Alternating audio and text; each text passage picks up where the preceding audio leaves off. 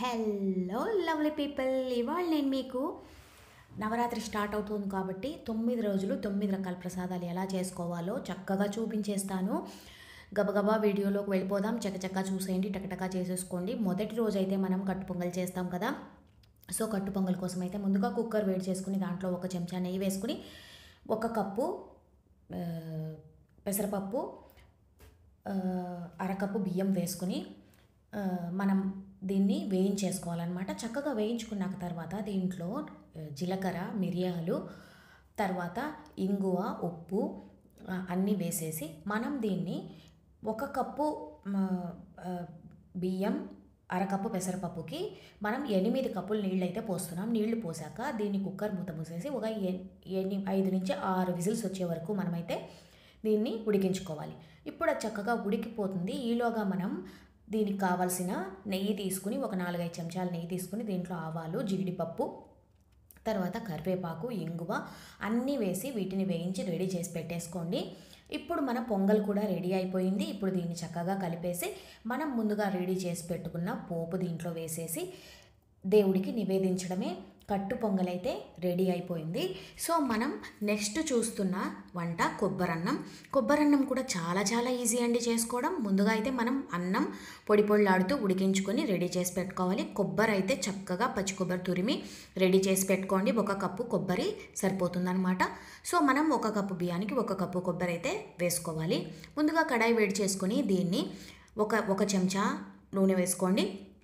దీంట్లో ఆవాలు, జీలకర్ర, మినప్పప్పు, శనగపప్పు వేసుకోండి. తర్వాత వేరుశనగపప్పు, జీడిపప్పు కూడా వేసుకోండి. దీంట్లో పచ్చిమిరపకాయలు, తర్వాత కరివేపాకు, ఇంగువ అన్నీ వేసుకొని ఎండుమిరపకాయ 1 వేసుకుని పోపు పెట్టేసుకోండి.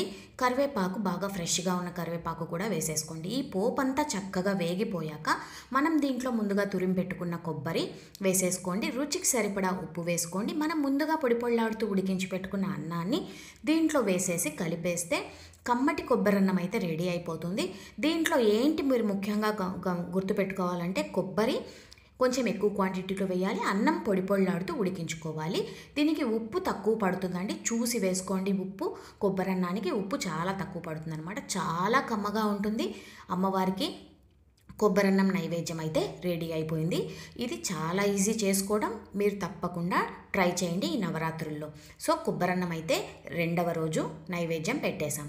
ఇక 3వ రోజు మనం పెరుగన్నం, దద్దోజనం నైవేద్యం పెడతామన్నమాట. దద్దోజనం చేయడానికి ముందు రోజే మీరు పెరుగుని చక్కగా తోడు పెట్టుకోండి. బాగా చిక్కటి పాలలో పెరుగు తోడు పెట్టుకుంటే మనకి పెరుగన్నం బాగా టేస్టీగా వస్తుంది. ముందుగా అన్నం కూడా కొంచెం మెత్తగా ఉడికించుకుని రెడీ చేసి దాన్ని బాగా చల్లారనివ్వాలన్నమాట. ఇప్పుడు కడాయి వేడి చేసుకుని దాంట్లో 1 చెంచా నూనె వేసుకుని ఆవాలు, జీలకర్ర, మినప్పప్పు, శనగపప్పు, అల్లం ముక్కలు, పచ్చిమిరపకాయ ముక్కలు, కరివేపాకు, ఇంగువ, జీడిపప్పు, ద్రాక్ష అన్నీ వేయాలి. వేశాక దీంట్లో మనం ఎండుమిరపకాయ వేసామంటే కొంచెం పెరుగన్నం కలర్ మారుతుంది. మీరు కావాలంటే ఎండుమిరపకాయ వేసుకోవచ్చు, లేదంటే పచ్చిమిరపకాయలు మాత్రమే సరిపోతాయి. అల్లం ముక్కలు చాలా సన్నగా తరుక్కుని అవి కూడా దీంట్లో వేసేసుకోండి. ఇంగువ వేయడం మాత్రం మర్చిపోకండి. కరివేపాకు, ఫ్రెష్గా ఉన్న కరివేపాకు వేసేసుకుని ఈ పోపు బాగా చల్లారనివ్వండి. వేడిగా ఉన్న పోపులో కానీ వేడి అన్నంలో కానీ పెరుగన్నం ఎప్పుడూ కలపకండి. ఇప్పుడు అన్నం బాగా చల్లారింది. దీంట్లో రుచికి సరిపడా ఉప్పు వేసుకుని 1 కప్పు చిక్కటి పెరుగు వేసుకుని దీన్ని ఫస్ట్ బాగా కలిపేయండి. కలిపేసిన తర్వాత మనం ముందుగా చేసి పెట్టుకున్న పోపు ఉంది కదండి, ఆ పోపు దీంట్లో వేసి కలిపేయండి. పోపు వేసి కలిపేశాక మనం దీన్ని దేవుడికి నైవేద్యం పెట్టేసుకోవడమే. ఈ పోపు బాగా మనం తినే ముందు వేసుకుంటే ఆ పోపు చక్కగా మనకి టేస్టీగా బాగా ఉంటుంది. సో ఇలా కలిపేసుకుని మీరు కావాలంటే తినే ముందు కొంచెం పాలు వేసి కలుపుకుంటే, కొంచెం గట్టిపడిపోయినా కూడా కొంచెం పాలు వేసి కలుపుకుంటే ఇది మనకి ఇలాగా బాగా తినే కన్సిస్టెన్సీలో ఉంటుంది. దద్దోజనం అయితే రెడీ అయిపోయిందండి. మరి 4వ వంట మనం తప్పకుండా చేసే ఏంటంటే పరమాన్నం చేస్తాం కదా, బెల్లం పరమాన్నం చేస్తాం. ఇది కూడా అమ్మవారికి చాలా ఇష్టమైన వంట. సో బెల్లం పరమాన్నం చేయడం కూడా చాలా ఈజీ అండి.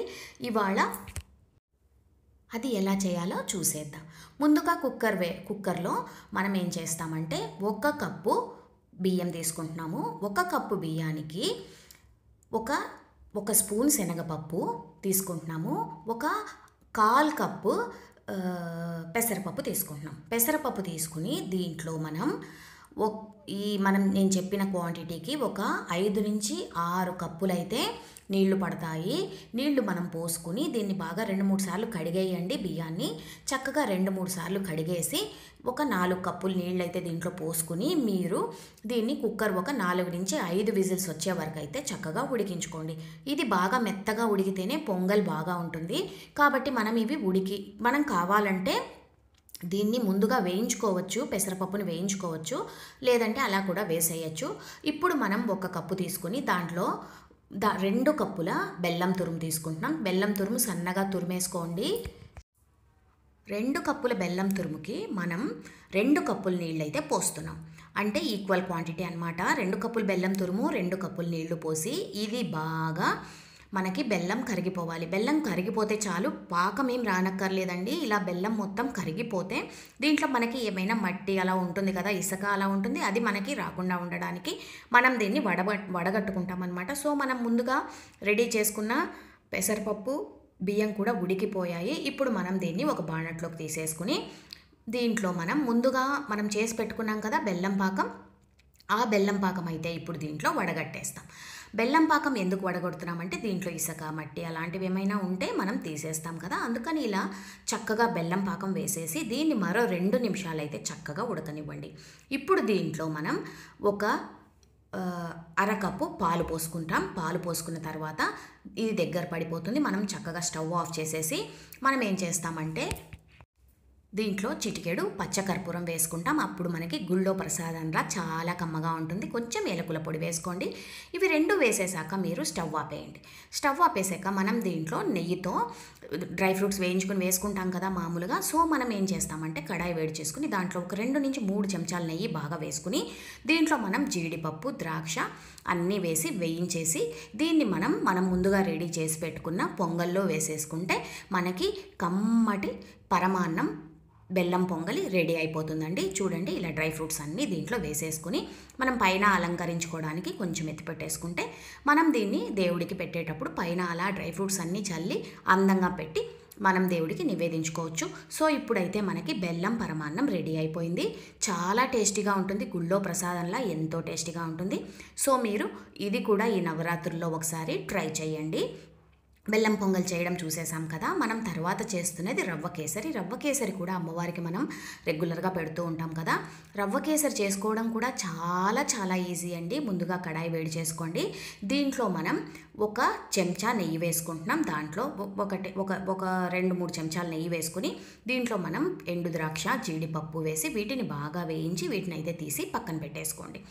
పక్కన పెట్టేసుకున్న తర్వాత ఇప్పుడు అదే కడాయిలో మనం రవ్వ ఉంటుంది కదండి, బాంబే రవ్వ అన్నా తీసుకోవచ్చు, లేదంటే గోధుమ రవ్వ అయినా తీసుకోవచ్చు. ఈ డ్రై ఫ్రూట్స్ అన్నీ బాగా వేగిపోయాయి. ఇప్పుడు మనం వీటిని తీసి పక్కన పెట్టేసుకుందాం. ఇప్పుడు అదే కడాయిలో 1 కప్పు బాంబే రవ్వ వేసి మంచిగా కమ్మటి వాసన వచ్చే వరకు రవ్వనైతే చక్కగా వేయించేసుకోండి.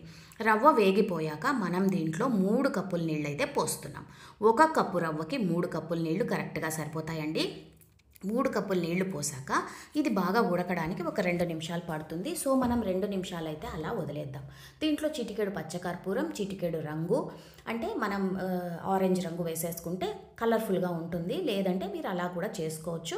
సో ఇలా మనం ఆరెంజ్ రంగు వేసేసి ఇది బాగా కలిపేసుకున్న తర్వాత దీంట్లో మనం చక్కెర వేసుకోవాలండి. ఇప్పుడు ఈ రవ్వ అయితే చక్కగా ఉడికిపోయింది. మూత పెట్టి మనం 5 నిమిషాలు ఉడికించేస్తే ఈ రవ్వ చక్కగా ఇలా దగ్గర పడిపోతుంది, బాగా ఉడికిపోతుంది అనమాట. ఇప్పుడు మనం దీంట్లో 1 కప్పు చక్కెర వేసుకుంటున్నాం. 1 కప్పు బాంబే రవ్వకి 1 కప్పు చక్కెర అయితే సరిపోతుంది. చక్కెర వేసాక ఇది కొంచెం నీళ్ళగా అవుతుంది, ఏమీ కంగారు పడిన అవసరం లేదు. దీన్ని మనం కొంచెం సేపు అలా వదిలేస్తే మళ్ళీ దగ్గర పడిపోతుంది. ఇప్పుడు మనం ముందుగా వేయించి పెట్టుకున్న జీడిపప్పు, ద్రాక్ష దీంట్లో వేసేసి కలిపేసుకొని దీన్ని మనం రెడీ చేసేసుకున్నాం అనమాట. రవ్వ కేసరి ఎప్పుడైనా సరే మనం అమ్మవారికి తప్పకుండా నైవేద్యం పెడుతూ ఉంటాం కదా. సో ఈ రవ్వ కేసరి కూడా ఈ నవరాత్రుల్లో మీరు తప్పకుండా. సో తర్వాత మనం చూస్తున్నది ఏంటంటే సేమియా పాయసం. సేమియా పాయసం కూడా మనం తప్పకుండా ఈ నవరాత్రుల్లో నైవేద్యం పెడుతూ ఉంటాం. సేమియా పాయసం చాలా చాలా ఈజీ చేసుకోవడం. దీన్ని మనం ఎలా చేసుకోవాలో ఇప్పుడైతే చూసేద్దాం. ముందుగా కడాయి వేడి చేసుకుని దాంట్లో ఒక 2 చెంచాల నెయ్యి వేసుకుని జీడిపప్పు, ద్రాక్ష వేయించి తీసి పక్కన వేగిపోయాక తీసి పక్కన పెట్టేసుకోండి. జీడిపప్పు ద్రాక్ష వేగిపోయాక అదే బాణట్లో మనం 1 కప్పు సేమియా తీసుకుని ఇది మంచి బంగారు రంగు వచ్చే వరకు వీటిని అయితే వేయించుకోవాలి. సేమియా ఎంత బాగా వేగితే పాయసం అంత టేస్టీగా ఉంటుందండి. చూడండి ఇప్పుడు ఇలా దోరగా వేగిపోయింది సేమియా. దీంట్లో మనం ఇప్పుడు ఏం చేస్తామంటే 2 కప్పులు నీళ్లు పోస్తాం.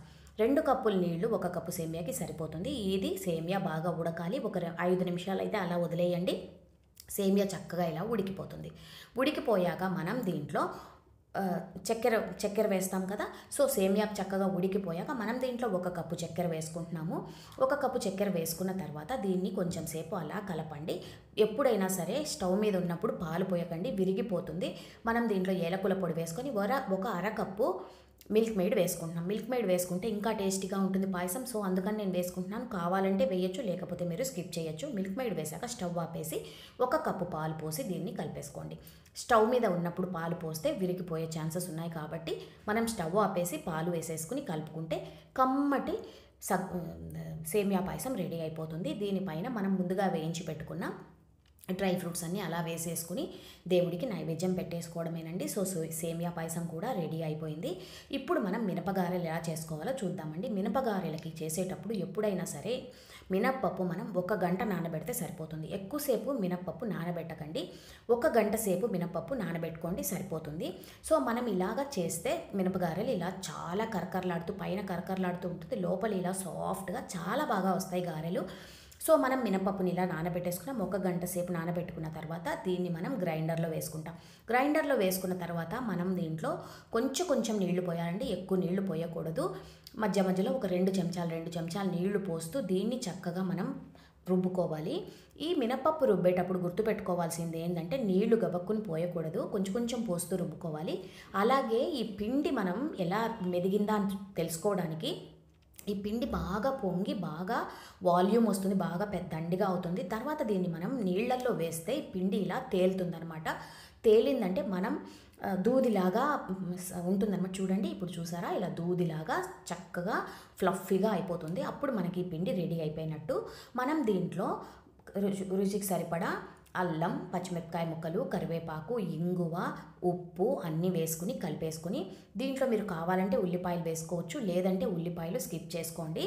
ఉల్లిపాయలు కూడా వేసేసుకుని చక్కగా వీటిని కలిపేసుకుని మనం వేడివేడి నూనెలో వడలు వేసుకోవడమేనండి.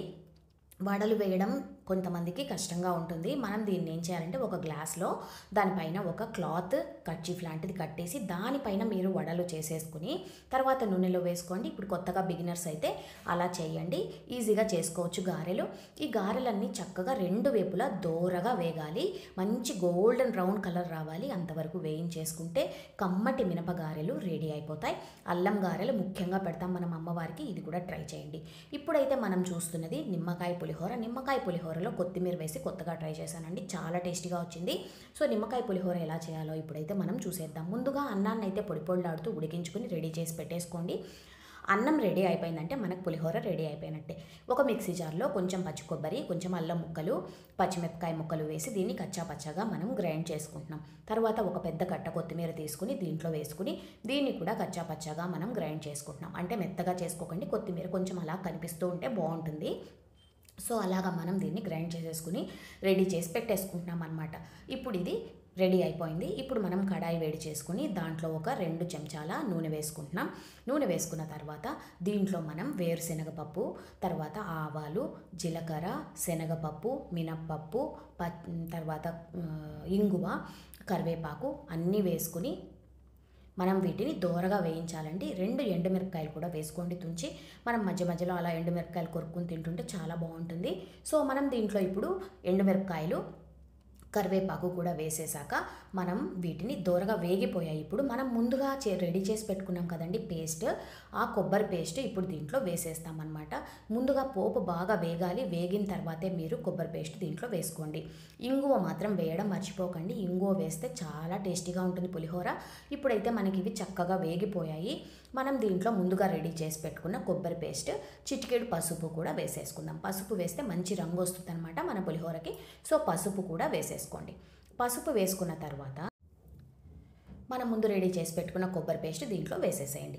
రుచికి సరిపడా ఉప్పు వేసుకోండి.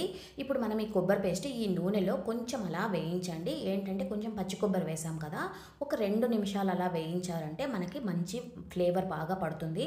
ఇప్పుడు మనం దీంట్లో రుచికి సరిపడా ఉప్పు వేసేసుకోవాలి. తర్వాత నేను ఇలా 2 నిమ్మకాయలు తీసుకుని దీన్ని రసం తీసుకున్నానండి.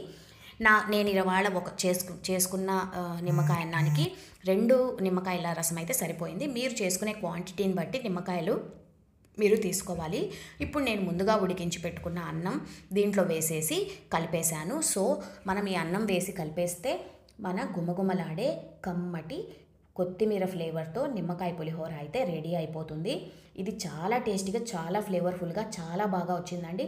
తప్పకుండా ట్రై చేయండి. ఎప్పుడు మనం రెగ్యులర్గా చేసే నిమ్మకాయ అన్నం కాకుండా ఇలా ఒకసారి ఫ్లేవర్ఫుల్గా ట్రై చేయండి. చాలా టేస్టీగా వచ్చింది. సో ఇది కూడా మీరు ఈ నవరాత్రిలో ట్రై చేసేయండి. నెక్స్ట్ మనం చేస్తున్నది బెల్లం కేసరి అనమాట. మనం ఎప్పుడు కేసరి చక్కెరతోనే చేస్తాం కదా, ఈ బెల్లంతో కేసరి ఎలా చేస్తే ఎలా ఉంటుందో చాలా టేస్టీగా ఉంటుంది, చాలా హెల్దీ కూడా. ముందుగా కడాయి వేడి చేసుకుని నెయ్యి వేసుకుని దీంట్లో మనం జీడిపప్పు ద్రాక్ష వేసి చక్కగా వేయించేసి ఇవి తీసి పక్కన పెట్టేసుకోవాలి. జీడిపప్పు ద్రాక్ష మన ఇష్టం అండి, కావాలంటే బాదాం ఇలాంటివి కూడా మనం వేసుకోవచ్చు. సో ఇవి వేగిపోయాయి. ఇప్పుడు దీన్ని పక్కన తీసి పెట్టుకొని అదే బాణట్లో మనం 1 కప్పు రవ్వ వేసుకుని ఈ రవ్వ చక్కగా దోరగా వేగాలండి. బాగా కమ్మటి వాసన వచ్చే వరకు ఈ రవ్వనైతే వేయించేసుకోండి. ఈ రవ్వ బాగా వేగిపోయాక మనం దీంట్లో 2 కప్పులు నీళ్లు పోస్తున్నామండి. బాంబే రవ్వ కాబట్టి 2 కప్పుల నీళ్ళు అయితే సరిపోతాయి. 2 కప్పుల నీళ్లు పోసి దీన్ని ఈ రవ్వ ఉడికేంత వరకు సిమ్లో పెట్టి చక్కగా మూత పెట్టి ఉడికించుకోండి. ఒక 5 నిమిషాల్లో అయితే ఈ రవ్వ చక్కగా ఉడికిపోతుంది. ఈ రవ్వ ఉడికిపోయాక మనం ఈలోగా బెల్లాన్ని సన్నగా తురిమి రెడీ చేసి పెట్టేసుకోవాలి. చూడండి, ఇప్పుడు ఈ రవ్వ దగ్గర పడిపోయింది. ఇప్పుడు దీంట్లో మనం చిటికెడు పచ్చకర్పూరం వేసుకుంటున్నాం. పచ్చకర్పూరం వేస్తే కేసరి చాలా బాగుంటుందండి, మంచి ఫ్లేవర్ ఉంటుంది.